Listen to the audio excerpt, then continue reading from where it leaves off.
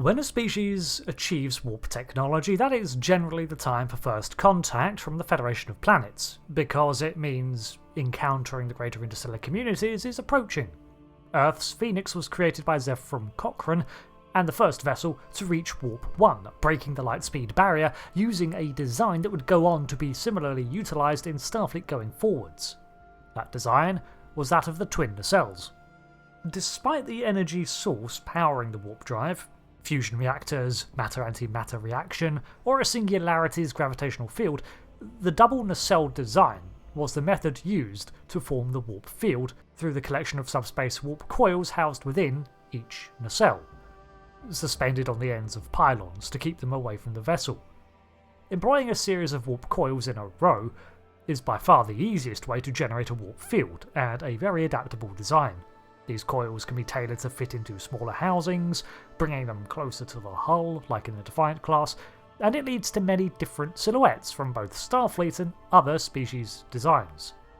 The Klingon bird of prey, for example, does not feature nacelles, but has warp coils and its assembly built into the primary hull at the rear of the vessel. Gale-class cruisers apparently have them housed in the wings of the vessel, and the Borg, well, they have most of their systems spread throughout the vessel's geometry, so everywhere? One of the most interesting alignments for creating a warp bubble, though, is that of the warp ring, as seen with most non-Starfleet Vulcan ships. The Vulcans achieved warp flight around the 4th century on a human calendar, however suffered a major setback in the face of the schism and sundering of their peoples.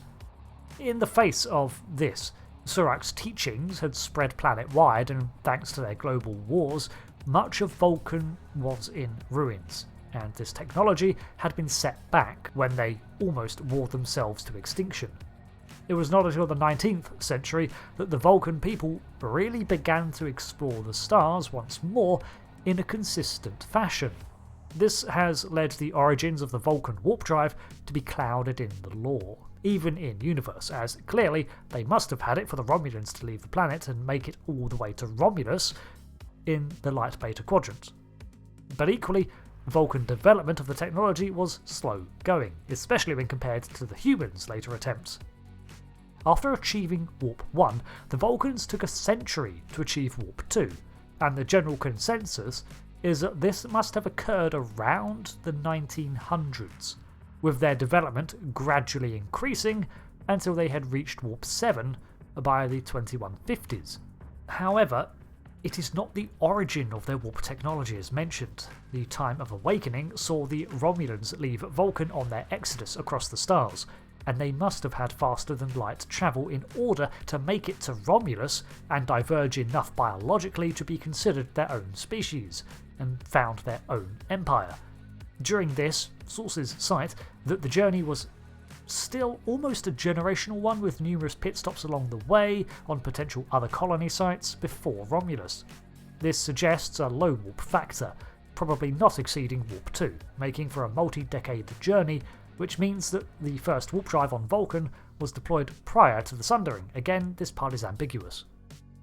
As you would expect from the warlike early Vulcans, their early space race was encouraged by the potential superiority it would bring, with the highest funded space program being the Shi'al Province's Delvram City under the warlord Devere. Until that was neutron bombed by a rival called Nuval, and this was around the year 855 BC. Then the houses of Velek and Yenik combined their houses to form a mining operation on the Vulcan sister planet of Takut, but this is all still pre-warp. This fell apart too from betrayal within, and House Velek was exterminated, putting back these interstellar plans too. This is the common history of Vulcan's space attempts, that as soon as one made progress, jealous rivals destroyed that progress in attempts to prevent the upper hand. Eventually, the planet of Takut was landed on, and mining began from numerous houses, until roughly the 3rd century. This was referred to as the Age of Expansion, and saw orbital stations being constructed, freight between the planets of Vulcan and its near planets, and even limited inter-system explorations. Eventually, matter-antimatter reactions were harnessed, and the Vulcans used them to make bombs as well, until the time of awakening in the 4th century. Considering the Vulcans utilised antimatter annihilation as the power source of their warp cores, it's likely that this is when some unknown bright spark first created a warp drive. However, thanks to the ongoing global war reaching its worst moments in Vulcan history, the name of this individual is muddied and the technology passed among numerous differing factions. Those who survived the time of awakening now had the task of rebuilding Vulcan, and part of that was rediscovering their space program and faster-than-light research. The name Zephram is mentioned as the mother of Vulcan warp drive, but she lived in the 15th century, though it's probable she simply rediscovered or re-engineered it. The first warp devices of Vulcan's new age were probes to test it, until Zephram became the test pilot for her Warp 1 vessel, and from then on, it was a global effort to colonise the Vulcan system and begin to explore outwards. Taking things slowly was their new mantra, as it was not until the 1800s that they had consistent warp travel once again, supported by governmental bodies and exploration initiatives. The 19th century to the 22nd is considered the time of Vulcan's true advancement in spaceflight, before they then joined the Federation and began to pool their research among other member worlds, improving at a faster pace alongside the rest of the Federation. So, the Vulcans, as long as we have seen them, have primarily opted for a warp ring technology, but it's not the only one.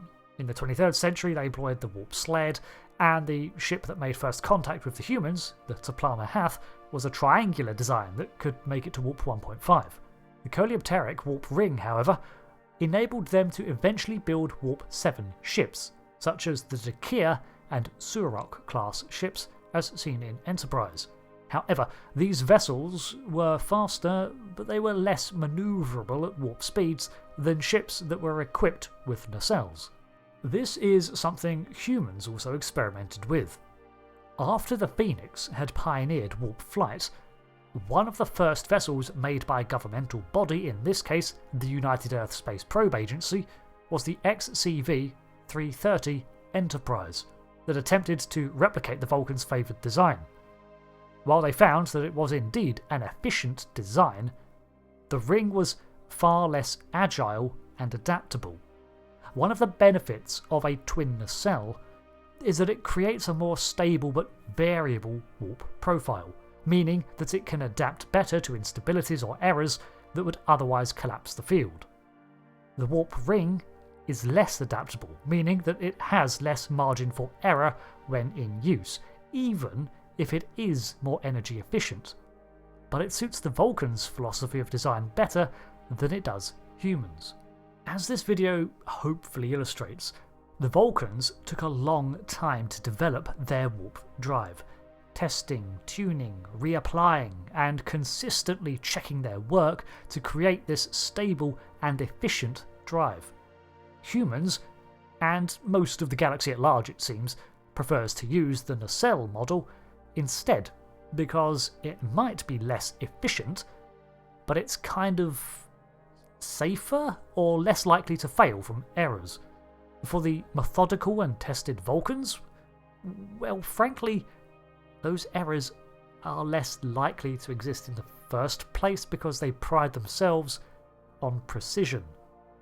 So what I'm saying is, the Vulcans were flexing on humans and every other species by showing off that they not only had achieved some of the fastest ships of the era, they had done so using a far more delicate but efficient system than the rest of their peers, that left their kiddie stabilizers on because they lacked the total accuracy of the Vulcans.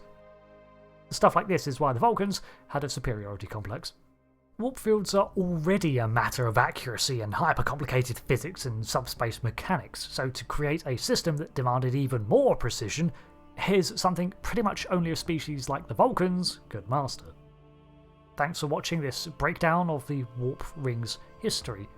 There's actually a lot more Vulcan history I could go into that is really interesting to me, but it's mostly apocryphal, so not even canon in the slightest, but let me know if you want me to explore any more of that. Until the next video, I have been Rick. So long, and goodbye.